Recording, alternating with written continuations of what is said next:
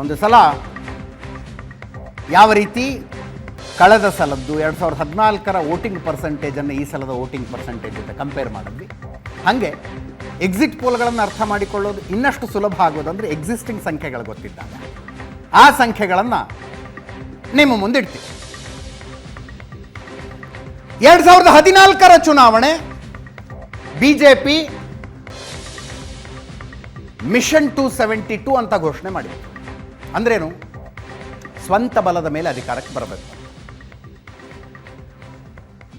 Simple majority 543 ಕ್ಷೇತ್ರಗಳ ಪೈಕಿ half way mark 272. Mission 272 ಅಂತ ಘೋಷಣೆ ಮಾಡಿತ್ತು ಬಿಜೆಪಿ. 282 ಗೆಲ್ತು. ಅಂದುಕೊಂಡಿದ್ದಕ್ಕಿಂತ 10 ಕ್ಷೇತ್ರಗಳನ್ನು ಬಿಜೆಪಿ ಜಾಸ್ತಿ ಗೆಲ್ತು. 2009ರ ಚುನಾವಣೆಗೆ ಹೋಲಿಸಿದರೆ 166 ಕ್ಷೇತ್ರಗಳನ್ನು ಹೆಚ್ಚು ಗೆದ್ದುಕೊಂಡಿತು ಬಿಜೆಪಿ. 2014ರಲ್ಲಿ 166 ಹೆಚ್ಚುವರಿ ಕ್ಷೇತ್ರಗಳನ್ನು ಬಿಜೆಪಿ ಗೆದ್ದುಕೊಂಡಿತು. ಕಾಂಗ್ರೆಸ್ 44.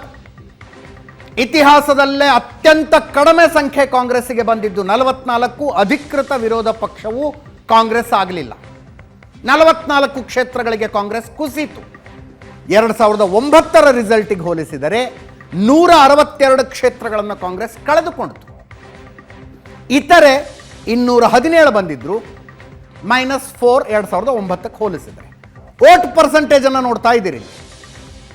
282 ಕ್ಷೇತ್ರಗಳನ್ನು ಗೆದ್ದ ಬಿಜೆಪಿ ಪಡ್ಕೊಂಡಿದ್ದು 31% ವೋಟು. 31%. 2009ಕ್ಕೆ ಹೋಲಿಸಿದರೆ ಬಿಜೆಪಿಯ ವೋಟ್ ಪರ್ಸೆಂಟೇಜ್ 12% ಜಾಸ್ತಿ ಆಗಿತ್ತು. 12% ಜಾಸ್ತಿ. 31% ಟೋಟಲ್ ವೋಟ್ ತಗೊಂಡಿದ್ದು ಬಿಜೆಪಿ. ಕಾಂಗ್ರೆಸ್ಸು 19% ವೋಟ್ ತಗೊಂಡು 2014ರಲ್ಲಿ 10% ಕಡಿಮೆಯಾಯಿತು. 2009ರಲ್ಲಿ 29% ಮತಗಳನ್ನು ಪಡೆದಿದ್ದ ಕಾಂಗ್ರೆಸ್ 10% ವೋಟನ್ನು ಕಳ್ಕೊಂಡು 19%ಗೆ ಬಂತು. ಸ್ಥಾನಗಳ 44 ಆದವು. ಇತರೆ ನೋಡಿ, ಅಲ್ಲಿ 49% ಇತರೆ ಅವರು ಪಡೆದಂಥ ಕಾಂಗ್ರೆಸ್ಸು ಬಿಜೆಪಿಯನ್ನು ಹೊರತುಪಡಿಸಿದ ಸಂಖ್ಯೆ 49% ಇತ್ತು. 2009ರಲ್ಲಿ ಅದು 52% ಇತ್ತು. ಇದೇ ಕಂಪ್ಯಾರಿಸನ್ 2019ಕ್ಕೆ ಮಾಡಿದ್ದಾರೆ. 2019ರ ಚುನಾವಣೆ ಬಿಜೆಪಿ 303 ಗೆಲ್ತು. ಅಬ್ಕಿ ಬಾರ್ 300 ಪಾರ್ ಅನ್ನೋದು ಕಳೆದ ಚುನಾವಣೆಯಲ್ಲಿ ಬಿಜೆಪಿಯ ಘೋಷವಾಕ್ಯ ಆಗಿತ್ತು. 2014ರಲ್ಲಿ ಮಿಷನ್ 272, 2019ರಲ್ಲಿ ಅಬ್ಕಿ ಬಾರ್ 300 ಪಾರ್. 300 ಪಾರ್ ಆಯಿತು.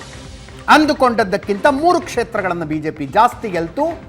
2014ಕ್ಕೆ ಹೋಲಿಸಿದರೆ 21 ಕ್ಷೇತ್ರಗಳನ್ನು ಬಿಜೆಪಿ 2019ರಲ್ಲಿ ಹೆಚ್ಚುವರಿಯಾಗಿ ಗೆಲ್ತು. +21 2014ಕ್ಕೆ ಹೋಲಿಸಿದರೆ.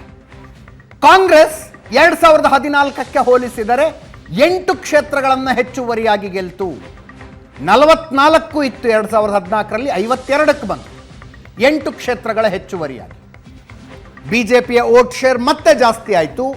37%ಗೆ ಬಂತು. 31% ಇತ್ತು 2014ರಲ್ಲಿ ಬಿಜೆಪಿಯ ಮತ ಪ್ರಮಾಣ. 2019ರಲ್ಲಿ 37% ಆಯಿತು. 6% ಜಾಸ್ತಿ ತಗೊಂಡು. ಕಾಂಗ್ರೆಸ್ ವೋಟ್ ಶೇರ್ 2014ರಲ್ಲಿ 19% ಇದ್ದದ್ದು 2019ರಲ್ಲಿ 20% ಆಯಿತು. ಕಾಂಗ್ರೆಸ್ ಬಿಜೆಪಿ 2 ಕ್ಷೇತ್ರಗಳನ್ನು ಹೆಚ್ಚಿಸಿಕೊಂಡವು, 2 ವೋಟ್ ಶೇರ್ಗಳನ್ನು ಹೆಚ್ಚಿಸಿಕೊಂಡವು.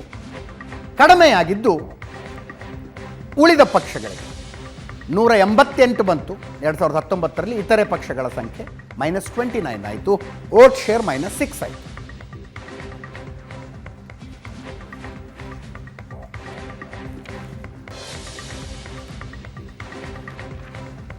ಎರಡೂ ರಿಸಲ್ಟ್ಗಳನ್ನು ಒಟ್ಟೊಟ್ಟಿಗೆ ನೋಡ್ತಾ ಇದೆ. 2014 ಮತ್ತು 2019. ಇದು UPA ಸರ್ಕಾರ ಇತ್ತು. 2014 ಅಲ್ಪಮತದ ಸರ್ಕಾರ ಇತ್ತು. ಮೋದಿ ಪ್ರಧಾನಿ ಅಭ್ಯರ್ಥಿ ಅಂತ ಬಿಜೆಪಿ ಘೋಷಣೆ ಮಾಡಿತು. 2014ರ ಚುನಾವಣೆ 30 ವರ್ಷಗಳ ನಂತರ ಒಂದು ಪಕ್ಷ ಸರಳ ಬಹುಮತದೊಂದಿಗೆ ಅಧಿಕಾರಕ್ಕೆ ಬಂತಿಲ್ಲ. 2014 30 ವರ್ಷ ಆಗಿತ್ತು ದೇಶ. 2019 ಬಿಜೆಪಿಯ ಪರ್ಫಾರ್ಮೆನ್ಸ್ ಇನ್ನಷ್ಟು ಇಂಪ್ರೂವ್ ಆಯಿತು. 2024 ಕ್ವಶನ್ ಮಾರ್ಕ್ ಇದೆ. ಒಟ್ಟಾರೆ ಅಲಯನ್ಸ್ ಅನ್ನು ನೋಡೋದಕ್ಕೆ ಹೋದ್ರೆ NDA ಮತ್ತು UPA 2019 354 ಬಿಜೆಪಿ ನೇತೃತ್ವದ NDA ಮೈತ್ರಿಕೂಟದ ಸಂಖ್ಯೆ. 354ರಲ್ಲಿ 303 ಬಿಜೆಪಿ ಅಷ್ಟೇ, 303 ಬಿಜೆಪಿ.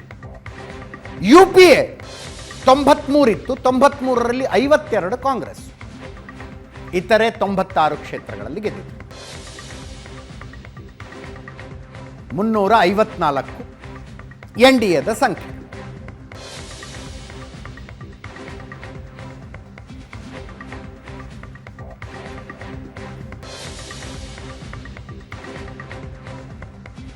ಎರಡು 2014 282 ಬಿಜೆಪಿ, 44 ಕಾಂಗ್ರೆಸ್, ಇತರೆ 217.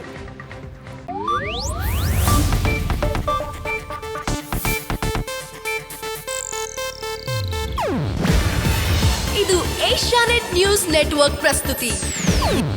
ನೀವು ನೋಡ್ತಿದ್ದೀರಾ ಏಷ್ಯಾನೆಟ್ ಸುವರ್ಣ ನ್ಯೂಸ್.